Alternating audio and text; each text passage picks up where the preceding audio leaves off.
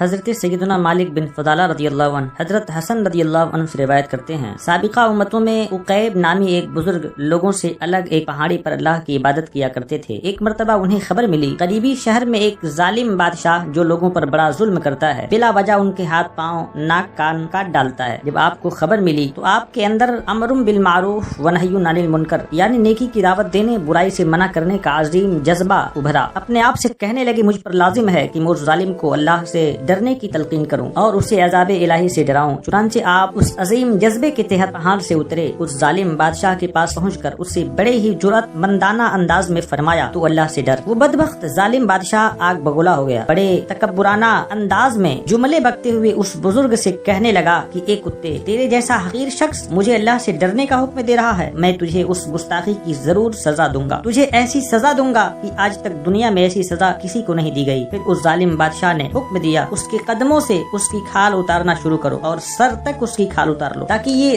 دردناک عذاب میں مبتلا ہو، اس کی روح تڑپ تڑپ کر تن سے جدا ہو۔ حکم پاتے ہی جلاد آگے بڑھے، اس عظیم مبلغ کو پکڑ کر زمین پر لٹایا، اس کے قدموں سے کھال اتارنا شروع کر دی۔ وہ صبر و شکر کا پیکر بنے رہے، زبان سے اف تک نہ کہا، لیکن جب ان کی کھال پیٹ تک اتار لی گئی، شدت درد سے ان کے منہ سے درد بھری آہ نکلی۔ انہیں فوراً خدا کا حکم پہنچا، اے عقیب، صبر سے کام لو، ہم تجھے اس غم و حزن کے گھر سے نکال کر راحت و آرام کے گھر یعنی جنت میں داخل کریں گے، اس تنگ و تاریک دنیا سے نکال کر وسیع و عریض جنت میں داخل کریں گے۔ خدا کا حکم پا کر وہ مبلغ خاموش ہو گئے، دردناک تکلیف کو صبر سے برداشت کرتے رہے۔ جب ظالموں نے ان کی کھال چہرے تک اتار لی تو شدت درد سے دوبارہ ان کے منہ سے درد بھری آہ نکلی۔ انہیں پھر حکم الہی پہنچا، اے عقیب، تیری اس مصیبت پر دنیا و آسمان کے تمام مخلوق رو رہی ہے، تمہاری اس تکلیف نے فرشتوں کی توجہ تمہارے طرف کرا دی ہے، اگر تو نے تیسری مرتبہ بھی ایسی درد بھری آہ نکالی تو میں اس ظالم قوم پر عذاب بھیجوں گا اور انہیں شدید عذاب کا مزہ چکھاؤں گا۔ حکم خداوندی پا کر خاموش ہو گئے، پھر بالکل بھی منہ سے آواز نہ نکالی، اس خوف سے کہ کہیں میری آہوزاری سے اللہ میری اس قوم کو عذاب میں مبتلا نہ کر دے، میں نہیں چاہتا کہ میری وجہ سے کوئی عذاب میں مبتلا ہو۔ بالآخر اس مرد مجاہد تمام کھال اتار لی گئی، لیکن اس نے دوبارہ سسکی تک نہ لی اور اپنی جان آفرین کے سپرد کر دی۔ اللہ تعالی ہمیں بھی عظیم جذبہ عطا فرمائے، شاہ ایسا جذبہ پاؤں کہ میں خوب سیکھ جاؤں تیری سنتیں سکھانا، مدنی مدینے والے۔